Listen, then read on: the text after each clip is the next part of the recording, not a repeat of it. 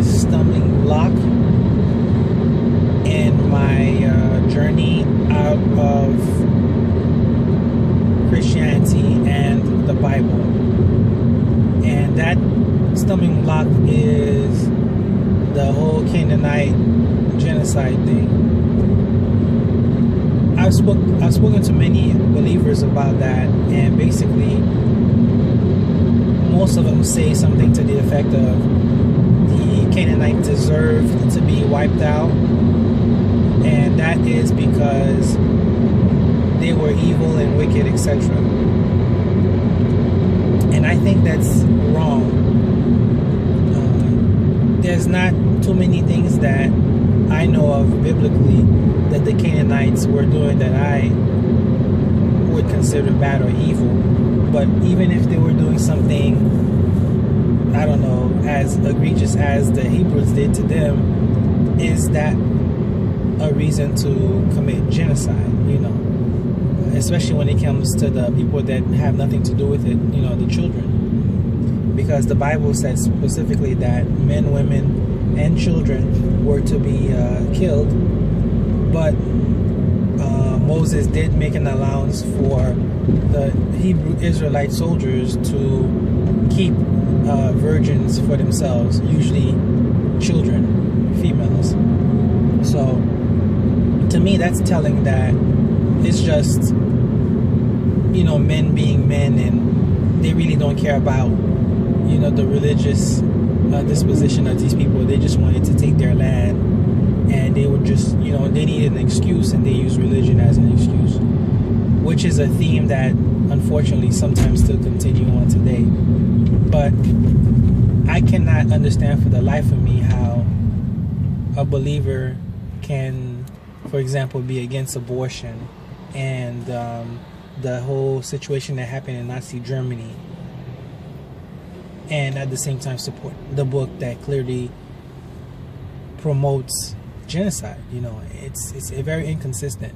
So when I read it for myself years ago, you know, I found that I could not support this deity who, in my opinion, is a tyrant. So one of the ways I tried to kind of flip it on believers to see, you know, how consistent or how real they are with their convictions is to ask them, is there a nation or a group of people that today deserve this genocide treatment from anybody, you know? And let's say they choose somebody that tells me that one, they're consistent, and two, that person is might be crazy, you know, and might be on the verge of doing something wild, or at least condone it. But most people today that I know of anyway won't really go out there and kill men, women, and children because they hear, you know, invisible voices telling them so. So a lot of times people just have to, I feel like, save face. They don't want to admit that, you know, the crimes that were committed were atrocious, and so they'll just agree with, you know, whatever the book says. But I think that if you put, you know, a weapon in their hand, and then you point to, you know, especially a child, especially if I know that they're, you know, anti-violence and against abortion, whatever, I'll say, okay, you see that person over there? That's a Canaanite. You are hereby ordered by virtue of your God to go kill that person. I think most people would find it very difficult to do. And I want to touch on the connection between America and Israel for a second, and this Canaanite thing. You know, the state of Israel was founded in 1948 after World War II and the whole Nazi Germany situation, and they pushed some of the natives out the way, the Palestinians, and, you know, they formed modern day Israel, right? The United States, most of us should know, was formed by virtue of some people coming over from Europe and pushing people out the way, killing people, and, you know, importing Africans over to work the land. Now, ancient Israel was formed by, a group of people coming out of Egypt, supposedly killing people and moving people out of the way and establishing their kingdom.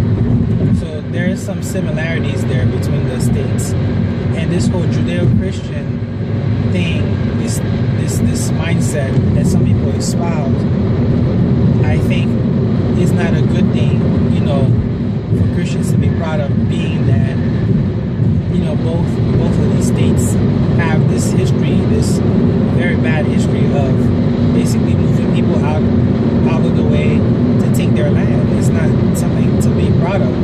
And I think the so-called Native American situation can be described as a virtual genocide.